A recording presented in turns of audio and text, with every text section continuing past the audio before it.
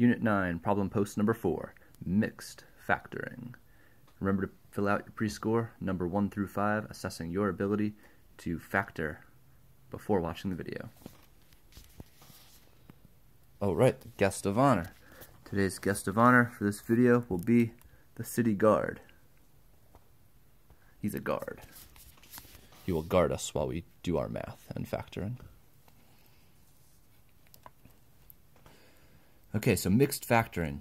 This one's a little bit tough because we got to be able to recognize what type of factoring technique to use based on whatever is given to us. So sometimes it could be one technique, sometimes it will require us to apply multiple techniques. So we'll just go through them in order. Remember our factoring techniques, we have greatest common factor, we have dots, or difference of two squares, and we have AM factoring. So these are our three factoring types right now, and we'll try to go in order and see which ones apply. So looking at the first one, I'm going to see, do I have a greatest common factor? Is there a GCF here? Well, this doesn't have any numbers, this doesn't have any x terms, so there's no greatest common factor. Then I'll go for dots. Dots is the difference of two squares. Well, I don't have a difference and I have more than two terms, so dots does not apply, which means AM factoring is what I need to use. So if I'm using AM factoring, I'm going to make two groups of parentheses to contain product of binomials. I need to multiply to the 6 and add to the 5. That's where my AM comes from, add, multiply. So I'll come off to the side, I'll list the factors of 6. We have 1 and 6, and we have 2 and 3. The next one would be 3 and 2, but I already have 2 and 3, so that's the end of our list. Now I want to consider 1 and 6, 2 and 3, and see which ones I can make a 5 with. It looks like combining them with positives or negatives, I could make a 5 with either, right? If I had a negative 1 and a positive 6, that would make a 5. Or a positive 2 and a positive 3, that would make a 5. So I need to use some sign rules. This is a positive sign. My C term is positive, which means the signs in the parentheses must both be the same. To know whether or not they're positive or negative, I'll check the B term. Since the B term is positive, I know they both need to be positive. I have x squared, so I'll split that up into x and x, because x times x is x squared. And now, okay, I need both to be positive. If I had a positive 1 and a positive 6, that would make 7. So it's going to have to be the 2 and the 3. So x plus 2, x plus 3. And I'll check again in the parentheses. Nothing else is in common anywhere, so this is done. So I only had to use one technique. Number 2, I'll look for a GCF first. This is an x term, this is a number, there's nothing in common. Next I'll check dots. This is a perfect square, this is a perfect square, and I have a difference. So dots is applicable here. So for difference of two squares, I'll make two groups of parentheses. One's a plus, one's a minus. The square root of x squared is x. The square root of 36 is 6, so x plus 6, x minus 6. Number 3, I'll check for a greatest common factor. See, they all have a number that's divisible by 4. So 4 goes into 4, 40, and 96. So I can definitely factor out a 4. I can look for an x term to factor out. This one has x squared, this one has x, but this doesn't have any x terms, so I can't factor out an x. So 4 is the greatest common factor. So now I'll divide each term by 4. 4x squared divided by 4 is just x squared. I have a minus sign. 40 divided by 4 is 10. And 96 divided by 4 will give me 24. Alright, so now it looks like I have a trinomial. I'll look at my C term, which is 24, and let's list the factors. We got 1 and 24, 2 and 12, 3 and 8, 4 and 6, 5 doesn't go into 24. I can say 6 and 4, but I already have 4 and 6, so that's the end of my list. Alright, now I need to know which ones are going to add to a negative 10. So I'll set up my groups of parentheses. This is a plus sign, the signs need to be the same. This is a minus sign, so they're both going to be negative.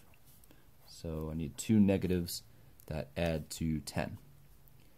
So not this one. 2 and 12. That could make a 10 if one was positive and one was negative. So that one won't work. 3 and 8, no way. Aha, 4 and 6. There's our winner. -4, -6, that'll make a -10. So -4, -6. Okay, so I factored out the GCF. I factored the resulting trinomial. Nothing else is in common here, so this has been factored completely. Alright, number 4. I'll check for a GCF. Hey, we got 3's. So I'll factor out the 3. X squared minus 1. So remember, when you factor out the number itself, you have to have the 1 as a placeholder, because I need to be able to move or distribute this 3 back into the parentheses to get the original expression. 3 times 1 gives me my 3 back. Okay, so I factored out a 3. The result is a 2-term polynomial, a binomial, so I won't be able to use AM factoring, but they are both perfect squares, and I do have a minus sign indicating a difference, so let's use dots. Make 2 groups of parentheses. One's a plus, one's a minus. Square root of x squared is x, and the square root of 1 is 1. So 3 times x plus 1 times x minus 1 with my final answer factored completely.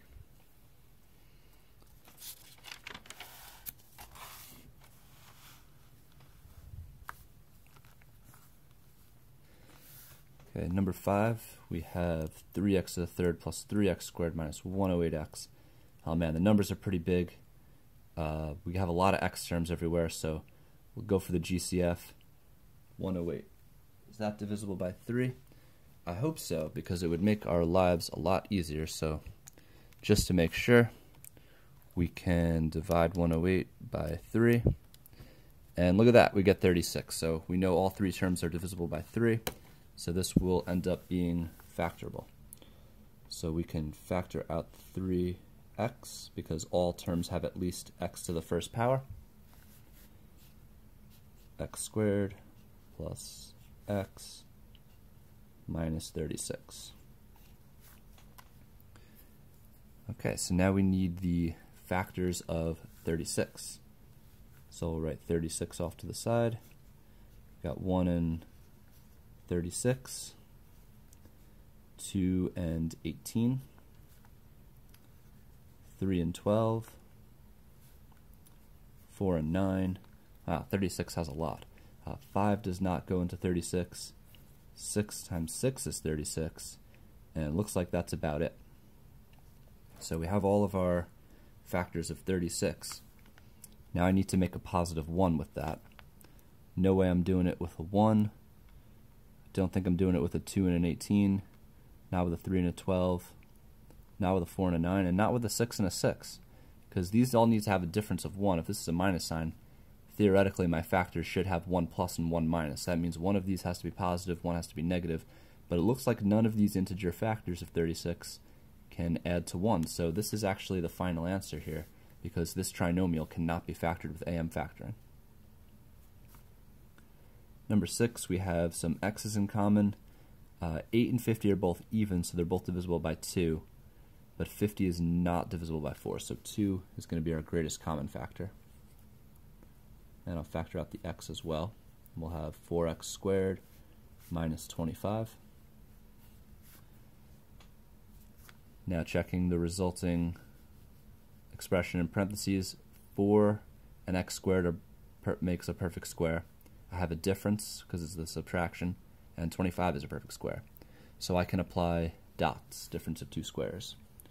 So 2x, make 2 groups of parentheses, one's a plus, one's a minus.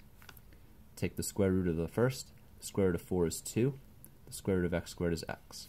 So my first term will be at 2x. Then the square root of 25 is 5. And there we have it, that's factored completely.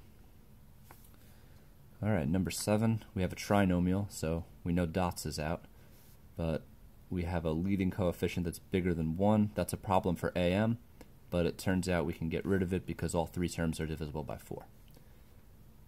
I can't take an x term out because the c term does not have an x. So I'll factor out the 4, we'll be left with x squared minus 5x minus 3. And then we'll think of the factors of 3, which is just 1 and 3, because 3 is prime. And wow, it looks like this happened again where I can't factor this trinomial. I can't make a negative 5, with a 1 and a 3. So this is the final result, and that's about as factored as it's going to get. Be sure to fill out your post score, number 1 through 5, assessing your ability to factor expressions using these 3 methods in any combination all over the place after watching the video.